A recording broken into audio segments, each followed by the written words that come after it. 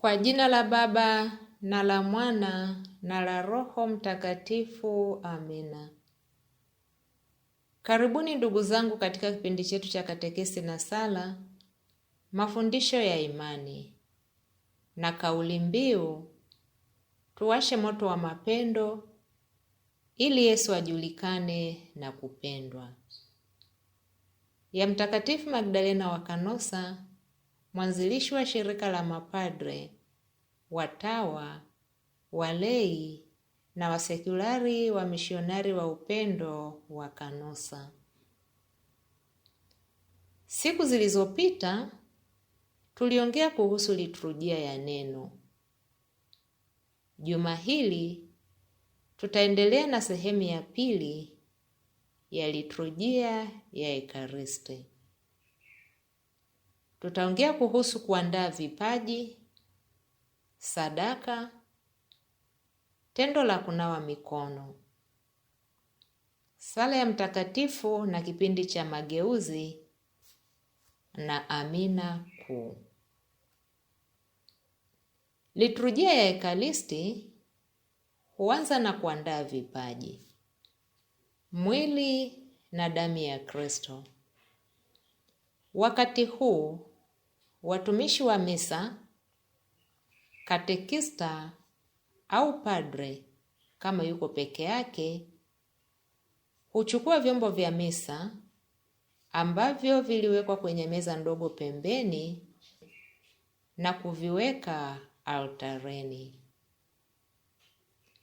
Padre atachukua kitambaa kidogo cheupe kinachojulikana kama kopolare na kukitandika juu ya altare. Kisha atachukua patena, kisahani kidogo chenye hostia kubwa, na kuiweka juu ya kitambaa. Kama kuna sibolium, kikombe kikubwa cha kukomunishia chenye hostia ndogo, atakiweka pia juu ya kitambaa hicho. Kisha atachukua kikombe cha divai chalice, ataimimina divai ndani yake na kuichanganya na maji kidogo. Akimaliza kuviandaa vipaji hivi, padre huinua patena ya mkate kwa mikono yake miwili na kusali. Atafanya vivyo hivyo pia na kikombe cha divai. Kipindi hiki ni muhimu sana kwetu, kwani divai ambayo itakuwa damu ya Kristo inachanganywa na maji. Maji hayo ni ishara ya ubinadamu wetu. Divai ni ishara ya umungu wa Kristo. Kwa tendo la kuchanganywa divai na maji, ubinadamu wetu ambao ni dhaifu unachanganywa na umungu wa Kristo. Ni kipengele ambacho wewe na mimi tunaweza kumtolea Mungu udhaifu na ubinadamu wetu uliokithiri, ili Bwana aubadilishe, kwani ubinadamu wetu sasa umechanganywa na umungu wake. Basi ninapoungana naye katika Ekaristi takatifu, aondoe ndani yangu yaliyo ya kibinadamu na anijalie yaliyo ya kimungu. Ni heri kiasi gani, fursa na bahati gani ya kuungana na Mungu na kushiriki umungu wake. Kumbe ni mimi tu na disposition yangu. Tukumbuke kwamba hali hii inafuatana na jinsi nilivyojiweka wazi mbele za Mungu. Haifanyiki kimiujiza tu.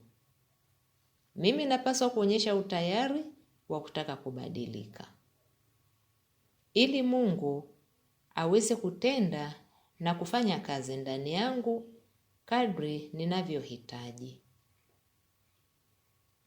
Wakati huu, mara nyingi waumini huwa tunatembea kwenda kutoa sadaka au tunaimba wimbo wa sadaka.